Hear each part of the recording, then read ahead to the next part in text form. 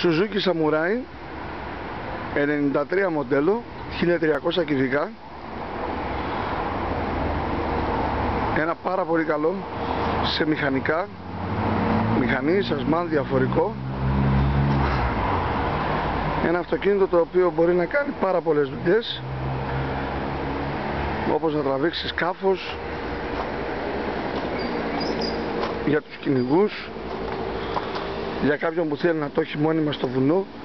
Τα τέλη κυκλοφορίας είναι 135 ευρώ, μικρή ασφάλεια, αλλά ακόμα και άμα θέλει μπορεί να παραδώσει πινακίδες και να το έχει μόνιμα για κάπου.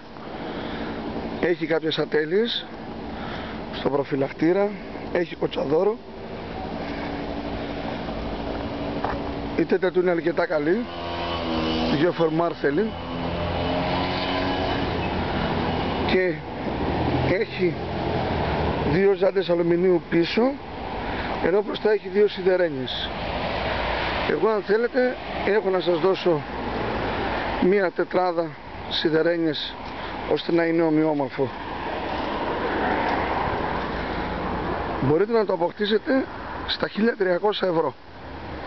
1992 μοντέλο, 1300 κυβικά. Η μηχανή δουλεύει άψογα, το σασμάν, το διαφορικό, το βοηθητικό, όλα αυτά δουλεύουν. Ό,τι ατέλειο που σας δείχνω, όπως 2 ζάντες μπροστινές που είναι διαφορετικές από τις πίσω, αλλά έχω, όπως είπα και πριν, να σας δώσω 4 σιδερένιες. Εδώ λείπουν 2 άκρα του προφυλακτήρα,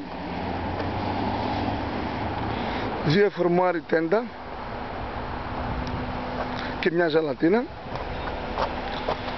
Μέσα το σαλονάκι του είναι αρκετά καθαρό, τα καθισματάκια του, πίσω οι ταπετσαρίες του όλες. Είναι οικονομικό, είναι αξιόπιστο, το ξέρουμε όλοι στην αγορά πλέον του Samurai. Μπορείτε είτε να το έχετε σε λειτουργία, τα τέλη κυκλοφορίας είναι 135 ευρώ, είτε να παραδώσετε πινακίδες και να το έχετε μόνο για τη δουλειά σας. Suzuki Samurai 1992 μοντέλο,